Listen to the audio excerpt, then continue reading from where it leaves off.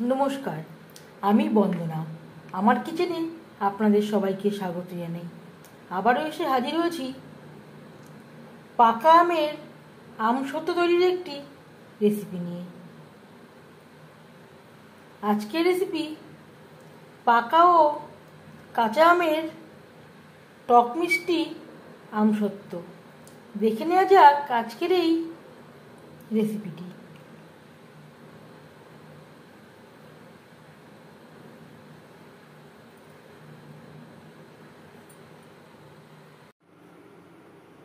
পাকা আমের আমসত্ত্ব তৈরি করতে এখানে আমি নিয়েছি পাকা দেখে আম আমি পরিষ্কার করে ধুয়ে নেওয়ার পরে আম থেকে আমের রস বের করে নেব।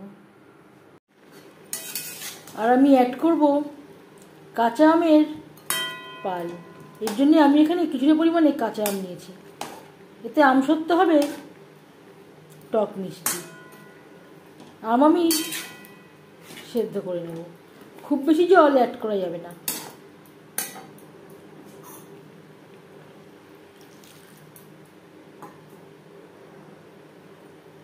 ঢাকনা চাপা দিয়ে সেদ্ধ হওয়া পর্যন্ত অপেক্ষা করব। মিক্সচারে দিয়ে কাঁচা আম বেশ ভালো করে পেস্ট করে নিয়েছি। এতে আর কোনো ছোট ছোট অংশ থাকবে না। এবার এতে অ্যাড করব পাকা আমের পেস্ট। আমি টুকরো টুকরো করে কেটে নেওয়ার পরে মিক্সচারে দিয়ে পেস্ট করে নিয়েছি। আমি পেস্ট করে নিয়েছি। এইভাবে জাল দিয়ে ঘন করে নেব।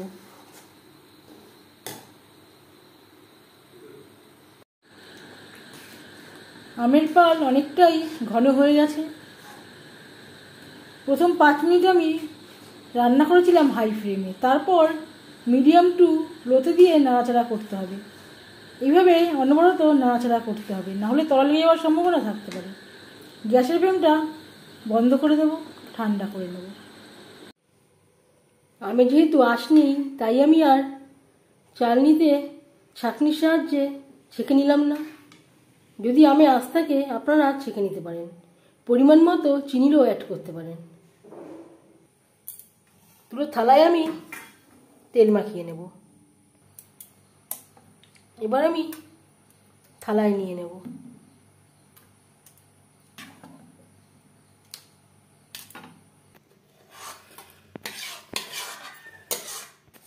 এভাবে একটু প্রেস করে দেব।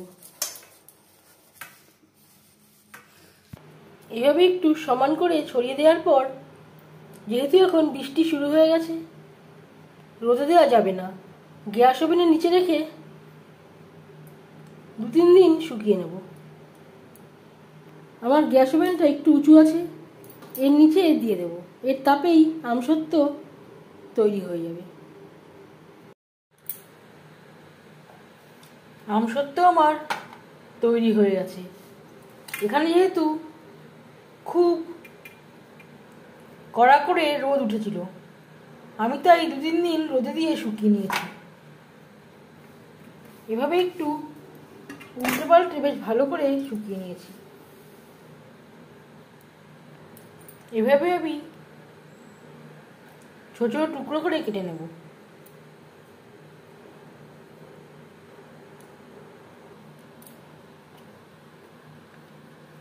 এভাবে আমি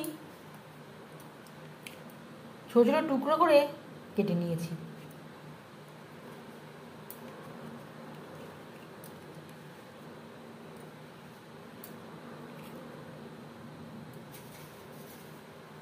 এই আমসত্ত্ব রেসিপিটি কেমন লাগলো অবশ্যই জানাবেন কমেন্টের মাধ্যমে। যদি এই রেসিপিটি ভালো লেগে থাকে, লাইক করবেন, শেয়ার করবেন, সাবস্ক্রাইব করবেন আমার চ্যানেলটিকে। বেল আইকনটা প্রেস করে দেবেন। যখন আমি নতুন ভিডিও আপলোড করব, তার নোটিফিকেশান সবার আগে আপনার কাছে পৌঁছে যাবে। আপনারা সবাই অনেক অনেক ভালো থাকবেন। এই ভিডিওটি দেখার জন্য ধন্যবাদ।